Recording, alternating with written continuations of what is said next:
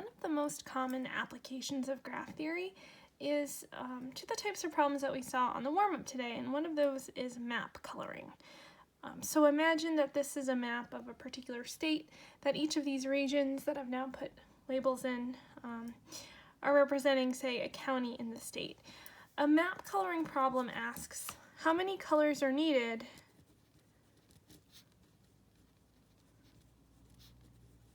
if we want to color each region. So in this case, these regions are representing, let's say, counties. To color each county so that any bordering counties have different colors.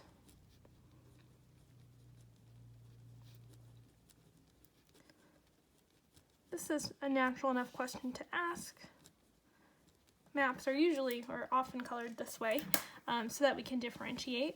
And of course, there's a pretty silly answer to this, which is, well, there are, I don't know, but there are 12 or 13 different counties here. So you could do it in 12 or 13 colors. However many counties there are, they could each get its own color. But a more interesting question would be, what's the fewest number of colors that are required? And I claim that graph theory gives us a really natural way to model this problem. And it might not be obvious just from looking at it, but consider this. For any two counties, they either share a border with each other or they don't, right? This is a binary operation, or binary relation, I should say. Choose any two counties here, say A and F. Either they share a boundary or they don't, which means this gives us sort of a natural way to represent this as a graph. We're going to create a graph that represents this map, where our vertex set is the set of all counties, and the edge set is going to be, well, it's going to be the set of any two counties, or we'll say there's an edge between two counties if they share a border. So let's say X and Y, such that X and Y are counties that share a border.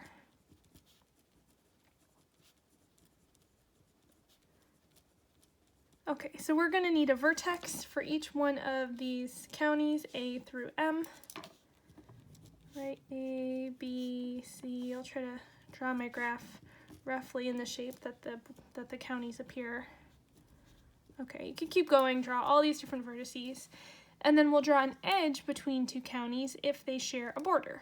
So for instance, A should be adjacent to H because they share this border here. A should be adjacent to G because they share this border here, to C and to B. H, G, C, and B.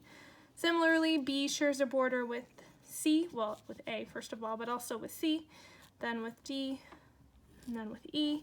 And we could keep going, but I don't want to waste your time.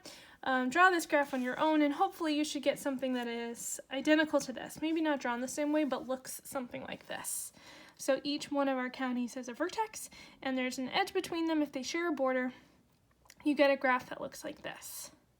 And so the map coloring problem that we started with, how can we color these counties in such a way that any bordering counties have different colors, is now going to be translated to a question about graphs. And that question is really, what is the fewest number of colors required to color the vertices of this graph such that any two adjacent vertices have a different color, right? So I'm just going to go ahead and start with this vertex A and give it the color purple. Okay. Now I want to color the rest of these so that anything adjacent to A can't be purple, right? It can be anything else as long as it's not purple.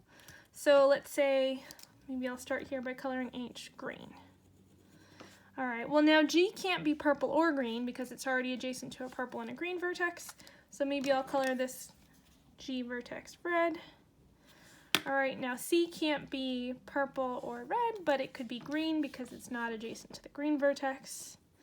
Similarly, B can't be purple or green, but it could be red. And all we're really doing here is kind of a guess and check, reasoning as we go and trying to color this if possible. So let's say maybe I'll put like a purple here for F, right? Because remember, F can't be red or green. But now we sort of have a problem here because D is already adjacent to a purple, a green, and a red vertex, which means I'm going to need a whole new color. Let's color this D vertex yellow. We're already up to 4 colors. Let's keep going. I could color E purple since it's not adjacent to any purple vertices yet. This vertex here, J, can't be purple or yellow, so let's say, how about red? I'm thinking ahead here because I want to be able to give green to this vertex I, right? I is currently adjacent to a red and to a purple, so I can color this green. And I can color M, anything that's not red or green, because it's only adjacent to reds and greens so far. So we'll color this purple. We can color L green. And finally we can color K. It can't be green, red, or purple, so we'll color that K yellow. Okay. Now, why does this solve the problem that we were originally trying to solve here on the map? Well, just sort of color any vertex that's colored yellow. Color that associated region yellow. So our D and K will both be colored yellow. Our L, I, C, and H will all be colored green.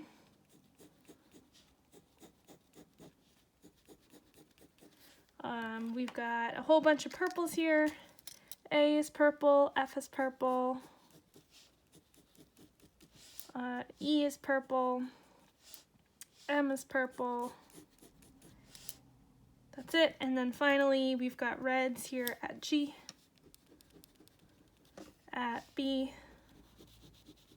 and at J. Okay, so we found a way to color this map using 4 colors.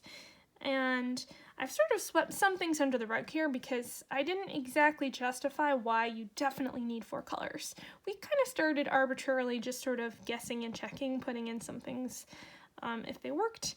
Maybe we just made some bad choices earlier on, and it's possible that we could have colored this with only 3 colors. That's really at the heart of what we talk about when we talk about vertex coloring and chromatic numbers. So we'll come back to this exact problem in a little while and try to justify that it actually really does take 4. You can't do it in any less. But let's go through some definitions first. So we say that an assignment of colors to the vertices of a graph is called a vertex coloring. Just sort of any assignment of colors. Maybe you just color all the vertices red. There's no real rules here. It's just any assignment of colors to the vertices. But we call that coloring a proper coloring if it has the property that we were talking about above. If it has the property that any pair of adjacent vertices, any vertices that have an edge between them, have to have different colors. So we were looking for a proper coloring of this graph up here. The smallest number of colors that are needed, so the minimum number of colors in a proper coloring of a graph, is called the chromatic number of that graph. And we denote that with this symbol chi of G. It looks like an X, but it's a Greek chi. So the chromatic number is just the number of colors that you need, the smallest number of colors you need in order to have a proper coloring of a graph. So you can pause the video now and maybe try to play around with these 3 examples down below. But I'm going to go through and try and justify what is the chromatic number in each of these graphs. Okay, our first graph you'll recognize as the K5 graph. It's a complete graph on 5 vertices. We want to figure out what's the smallest number of colors you need to get a proper coloring. And again, I could sort of try to guess and check here and say, let's start by giving this first vertex a red. Well, it's adjacent to every other vertex in the graph, which means I can't use red again. Okay, so I'll put my red pen down. All right, so now this next one can be anything as long as it's not red. Let's color it purple. Well, now this purple vertex is also adjacent to every other vertex in the graph, so I can't use purple again. Using the same reasoning, I need a different color for every single vertex in this graph. Let's call this blue, and finally yellow over here. Right, there's no way to do it in fewer because if you tried to only use 4 colors, then you'd have 2 vertices of the same color, but this is a complete graph, so those 2 vertices are guaranteed to be connected to each other. So there's no way to do it in any less than 5 colors, but we found a way to color it using exactly 5. So we would say that the chromatic number of this graph is 5. All right, let's try again here. So we've got all these sort of little triangles pieced together. We need to start somewhere, so I'm just going to start by maybe saying, let's do purple here. Now I can't do purple for either one of these two, so if I choose, let's say, red here, I know that I'm going to need a third color for the third point on this triangle. Let's color it blue. Okay, well from here, again, I can sort of work my way out to this triangle. It can't be red or blue, so I could try to reuse purple again. And now I see that I could reuse blue up at the top. I could use red down at the bottom. And so we found a way of proper coloring with 3 colors. You can check that it's proper, that any pair of adjacent vertices has 2 different colors for its endpoints. And we can see that you can't do it in any less than 3 colors because you have a triangle, right? You have these three vertices that have every possible connection between them. Those 3 vertices on its own are going to require at least 3 colors. So you couldn't do it in fewer than 3, but you can do it in 3, which means the chromatic number of this graph is going to be 3. And finally, our last graph here, you may recognize this as the K23 graph. It's a complete bipartite graph that has 2 vertices in the top partite set and 3 vertices in the bottom partite set. You might want to play around with this a little bit, but hopefully you see that since there's no edge connecting the vertices in the top row, you can give them the same color. And since there's no edges connecting the 3 vertices in the second row, you can give them the same color. And check that this is in fact a proper coloring, right? Any 2 vertices or any edge is going to have 2 different colors for its 2 endpoints. So this is a proper coloring. You certainly couldn't color this in less than 2 colors. The only way you could color a graph or have a proper coloring with 1 color is if the graph didn't have any edges at all, which means the chromatic number of this third graph is going to be 2. Okay, now a couple of observations before we move on and try to analyze these graphs a little bit more carefully, try to come up with some results in general for graph coloring. This last graph was a bipartite graph. We've seen this before. And the way that we ended up coloring it, blue in the first row and red in the second row, is exactly how we would describe the 2 partite sets in this bipartite graph.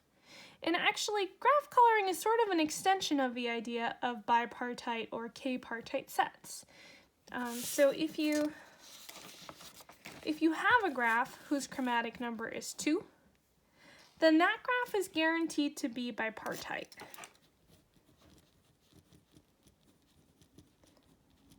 Why? Well, if the chromatic number is 2, then that means that there exists a proper coloring of the vertices of that graph. So let P be a proper coloring. Maybe P is a bad letter. We usually use P for path, but okay, fine. Let's see. That's usually a cycle. All right, well, there's not a good letter here to use. Let's see be a proper coloring of the graph using 2 colors, let's say red and blue. Then the red vertices form one partite set, and the blue vertices form another partite set. It doesn't mean that it's a complete bipartite graph, but remember, bipartite doesn't necessarily mean complete bipartite. It just means you can divide up the vertices into 2 sets so that any edge in your graph is guaranteed to connect a vertex in one set to a vertex in another. And that's clearly going to be the case here, because if there's an edge in your graph, it cannot have the same color on both of its endpoints, which means every edge is going to be connecting a vertex in the red set to a vertex in the blue set, and so we can conclude that G is bipartite. A good question to ask is, does this go the other direction? If G is bipartite, is the chromatic number equal to 2? I'll let you think about that. Actually, I think that comes up in the project.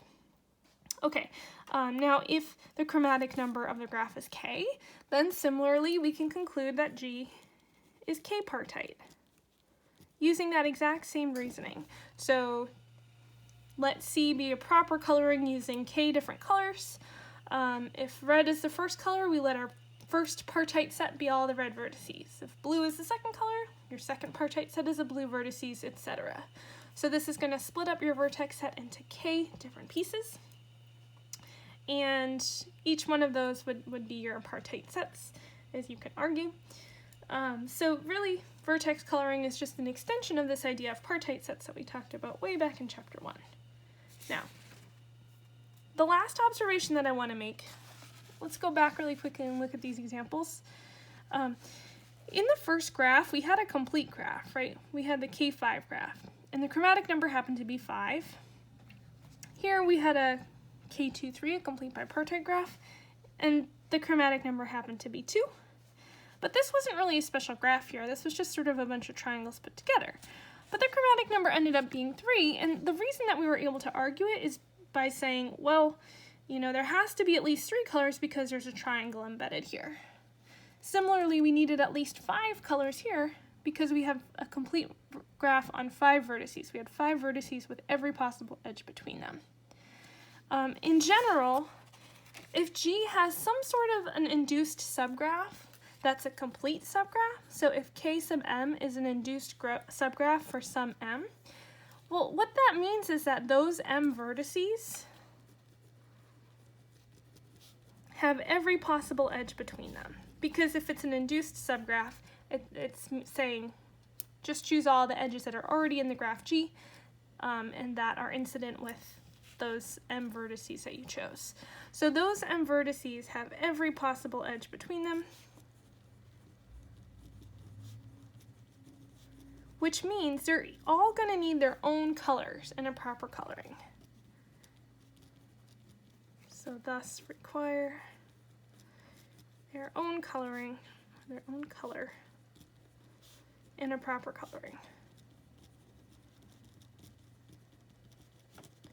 Right, so if your graph is some larger graph, but within there you've got a K4 as a subgraph, right? Maybe there's other stuff going on, maybe there's, you know, other edges that are incident or not incident with these 4, but just having this K4 subgraph means you're going to need at least 4 colors in any proper coloring, because this vertex needs to have a different color as these 3, and this one also needs a different color than these 3, and all the way around, right? Every one of these vertices is connected to all the others, so you would need at least 4 colors.